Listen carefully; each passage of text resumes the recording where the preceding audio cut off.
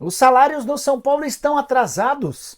Vídeo de hoje do canal do Nicola responde a essa pergunta e fala também sobre o novo salário de Rodrigo Galo. Ele teve direito a um belo reajuste. Preciso te atualizar também sobre o Flamengo, que recusou a proposta do Corinthians por Hugo Souza e que já discute a possibilidade de ele virar o goleiro número 2 na próxima temporada.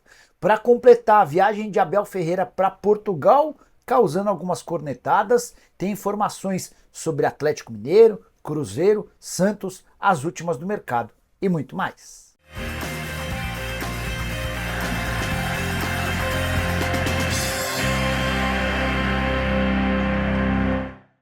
Fala aí pessoal, sou Jorge Nicola, bem-vindos a mais um vídeo do canal. Ótimo domingo para todos. Antes de mais nada, deixa eu só pedir para deixar like, se inscrever no canal e ativar todas as notificações. Quero contar também que todo esse conteúdo é um oferecimento de Bet365, patrocinador oficial da Champions League, do programa do Nicola, e a fase anda boa. Começamos com R$ 200 de banca e com os palpites e sugestões que eu tenho dado para vocês. Hoje a banca nossa já é superior a R$ 1.000. Para esse domingo na tela com jogos Finlândia e Inglaterra, vou de vitória de Inglaterra.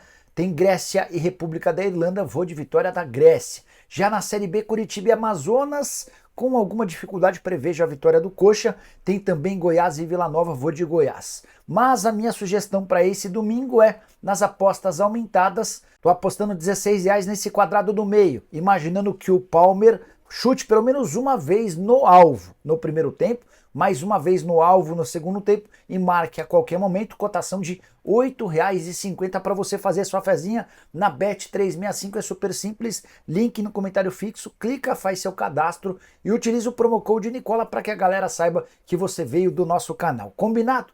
Importante lembrar que você precisa sempre jogar com responsabilidade e ter mais de 18 anos de idade.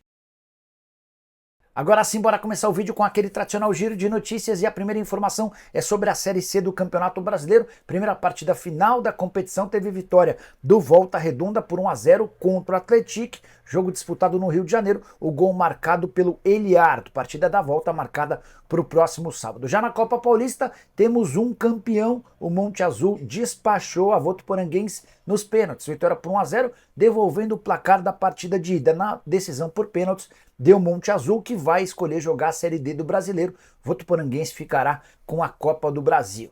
Preciso falar agora sobre o Vasco, com a lista vazada de pessoas, atletas, ex-atletas e treinadores para quem o Vasco deve.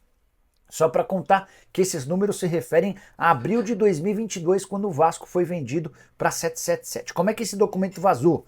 A KPMG, que intermediou o acordo entre 777 e Vasco, entrou com um processo na justiça para receber o dinheiro. Ela avalia ter sido responsável ou ter direito a uma comissão de 24,5 milhões de reais, mas só recebeu 6,6 milhões. Quando ela vai à justiça e abre um processo contra a 777, todos os documentos se tornam públicos e o GE chegou a pesquisar e divulgar parte desse acordo. Quero contar sobre as dívidas, dívida bruta de 738 milhões de reais, referente a 354 processos.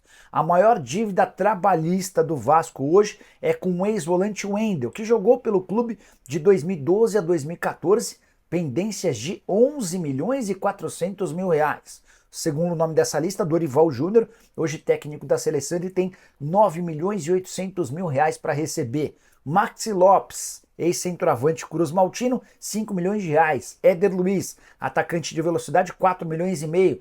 Zagueiro Paulão, 3,9 milhões. Escudeiro, atacante, 3,8 milhões. Renato Silva, mais 3,2 milhões. Jorginho, que é treinador, 3,1 milhões reais. Até o Viola está nessa lista. Antigo atacante, já se aposentou há um tempão, tem direito a 3 milhões de reais. Bora falar agora sobre o Clube Atlético Mineiro. São 5 jogadores cujos contratos se encerram em dezembro e a tendência é que nenhum deles fique para a próxima temporada. Quero citar caso a caso, começando por Allan Kardec, completamente fora dos planos. O Galo, inclusive, já contratou um substituto para ele antes mesmo da saída do Kardec. O Daverson tem jogado e jogado bem. Desde que foi contratado em 2022, o Kardec só conseguiu jogar 44 vezes com 3 gols marcados, salário de R$ 500 mil. O Galo só aguarda a chegada de 31 de dezembro para liberá-lo. Bruno Fux vive situação ruim. Zagueiro emprestado pelo CSKA Moscou da Rússia. O contrato de empréstimo se encerra no fim do ano e desde as chegadas do Lianco e do Júnior Alonso, o Fux perdeu espaço. Como o clube russo não demonstrou a intenção de um novo empréstimo, a tendência é que ele seja devolvido. Já Eduardo Vargas, que viveu altos e baixos, também não deve ficar. Custo de 800 mil por mês, temporada atual de 30 jogos, com apenas 6 gols marcados. Desses 30 jogos, só 6 na condição de titular, muito caro para alguém que entrega tão pouco. Para completar, o lateral direito Mariano não fica para a próxima temporada, 18 jogos apenas, sendo 11 como titular, cada vez menos importante dentro do elenco do Galo. E o último, mas não menos importante, Robert Santos, meio atacante contratado em março por empréstimo junto ao Atlético, não conseguiu cair no gosto do técnico Gabriel Milito e será devolvido ao clube de São João del Rei. Bora falar agora sobre o Cruzeiro com desempenho de time rebaixado no segundo turno do Brasileiro, e isso contrasta com uma grande primeira parte do campeonato. O Cruzeiro chegou a ser o quarto colocado no fim do primeiro turno, mas no segundo turno, depois de 10 rodadas, são só 10 pontos conquistados em 30 possíveis. Aproveitamento de 33% dos pontos, isso equivale ao aproveitamento desde o início da competição de Vitória e Corinthians, que estariam rebaixados se o torneio terminasse hoje. No retorno, com esses 10 pontos, o Cruzeiro tem a 14ª colocação. Faltam apenas 9 jogos e o Cruzeiro precisa melhorar para garantir classificação para a Libertadores da América do ano que vem via Brasileirão. Esse é um dos grandes objetivos de Pedro Lourenço, Alexandre Matos e companhia. Só para completar em relação à Raposa, time que já busca reforços para a próxima temporada e deve fazer parte da pré-temporada nos Estados Unidos. Informação que você soube primeiro no canal do Nicola. Hora de falar sobre o Santos para contar que Miguelito, que tem arrebentado com a camisa da Bolívia, recebeu cutucadas de Juliano, um dos principais líderes do elenco do Peixe. Só para explicar o contexto, o Santos venceu nesse sábado o Mirassol por 3-2 na Vila Belmiro, resultado que devolveu ao Peixe a liderança da Série B. Depois da partida, Fábio Carille e Juliano foram conceder entrevistas. E um dos jornalistas perguntou: Carille, por que o Miguelito não consegue jogar aqui? São 54 minutos, enquanto na seleção boliviana são 3 gols nos últimos 3 jogos. É o artilheiro da seleção do país dele e também responsável pelo gol do 1-0, gol que acabou com a invencibilidade da Colômbia nas eliminatórias. O Carille se resumiu a dizer que o Miguelito terá mais minutos a partir de agora. Já o Juliano, sentado à mesa ao lado do técnico, disse o seguinte, abre aspas: ele é um jovem com muito talento, uma perna esquerda excepcional, mas falta um pouco de intensidade. A questão mental, porque nos nossos treinamentos ele não consegue fazer o que faz no Sub-20 do Santos e também na Bolívia. Vai ser um grande camisa 10, mas ainda não está preparado para isso, fecha aspas. Repercussão extremamente negativa entre torcedores do Santos. A avaliação é de que o Juliano, como líder do elenco, resolveu sair em defesa do técnico em vez de um companheiro de profissão, atacando o jogador que nem estava presente. Afinal de contas, ele segue servindo a seleção boliviana. Eu gostaria que você usasse o espaço para comentário para dizer o que você pensa sobre essa treta. Miguelito, que joga na seleção boliviana como meio atacante, aberto pela como um ponta aberto pela direita, enquanto no Santos ele briga por posição como meia centralizado. Só para completar, Miguelito jogou 4 jogos ao longo da temporada no time principal, 54 minutos. Sobre a vitória contra o Mirassol, 3-2, o Peixe foi para 56 pontos, o Novo Horizontino tem 54, o Sport 53, com um detalhe importante, o Sport tem um jogo a menos. Mirassol completa o G4 com 50 pontos, Ceará e América com 48 e Vila Nova 46 são os principais perseguidores. Hora de falar sobre o Palmeiras com polêmica, se bem que é uma polêmica meio boba, né? O Abel Ferreira viajou durante parte dessa data FIFA para Portugal, para ficar um pouco mais perto da família. Essa notícia foi publicada pelo pessoal do nosso palestra e acabou repercutindo mal com alguns torcedores do Palmeiras, não dá para generalizar.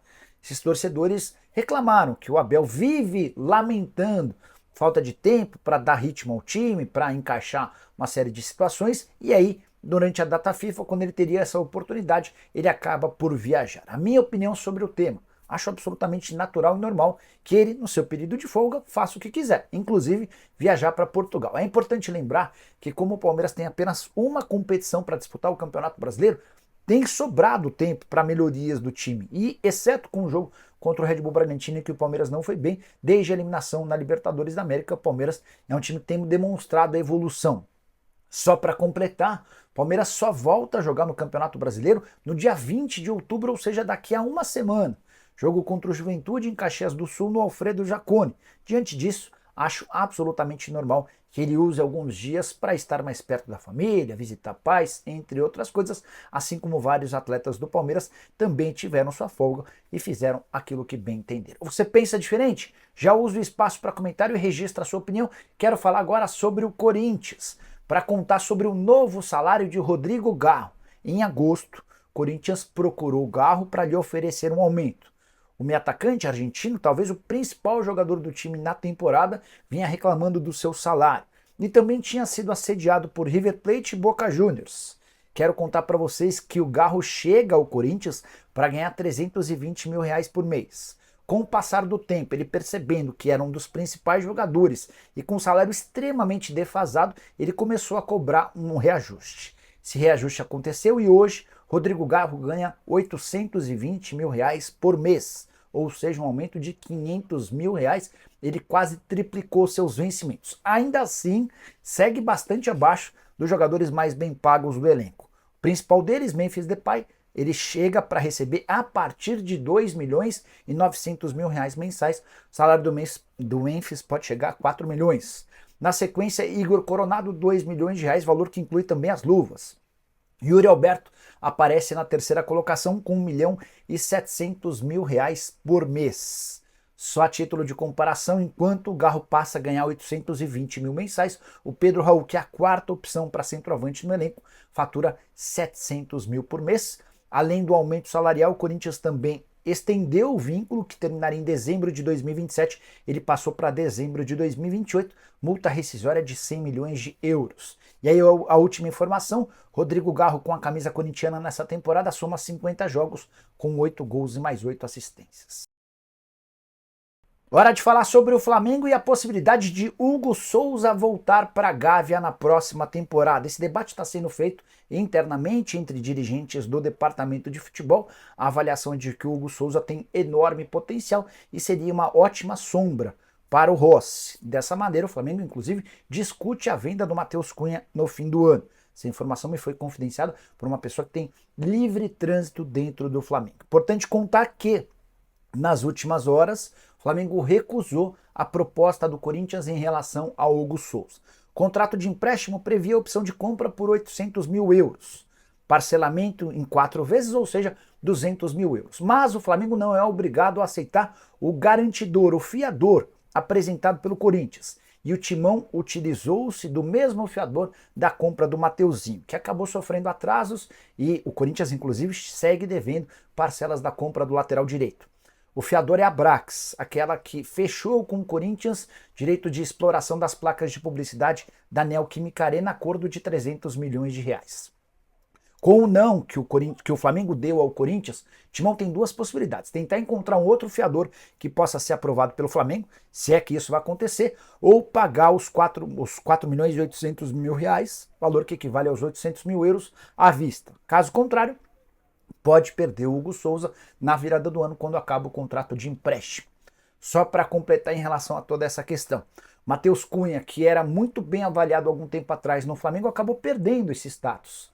Inclusive, há quem garanta que o Tite cai no Flamengo quando afirma que usaria o Matheus Cunha na partida contra o Corinthians na Copa do Brasil. A avaliação de que o Matheus hoje está muito abaixo do Rossi, com o sucesso do Hugo. E esse acordo ruim de só 4 milhões e 800 mil reais por 50% dos direitos econômicos, há dentro do Flamengo muita gente que defende a possibilidade de o atleta voltar para a Gávea. A última sobre o rubro-negro. Alexandro desfez aquele acordo para casa onde ele ficaria, aquela confusão toda, só para quem não sabe o que aconteceu. Recentemente o Jornal Extra publicou que Alexandro e Luiz Araújo se desentenderam. Tudo porque o Alexandro havia comprado uma casa onde o Luiz Araújo estava morando de inquilino. Só que o Luiz ficaria nessa casa até que a casa dele ficasse pronta. A casa atrasou e ele não conseguiu deixar a residência onde o Alexandro moraria. E o Alexandre foi cobrar o Luiz Araújo. No final das contas, o lateral esquerdo se desfez desse negócio, já comprou uma outra residência, também num condomínio de luxo na Barra da Tijuca, e está tudo superado. Bora fechar o vídeo para falar se existe ou não atraso no pagamento de salários no São Paulo. Essa informação foi divulgada ao longo da semana por Ronaldo Giovanelli, que é comentarista da TV Bandeirantes. O Ronaldo não distinguiu se era salário em carteira ou direitos de imagem, mas afirmou que havia uma pendência de 2 meses. Chequei com 2 fontes diferentes no São Paulo e ambas asseguraram que nem salários na carteira, nem direitos de imagem estão atrasados. Tricolor chegou a ter problemas com direitos de imagem durante boa parte do ano. Isso teria sido resolvido de acordo com a diretoria alguns meses atrás, e durante esse segundo semestre os pagamentos têm sido feitos rigorosamente em dia.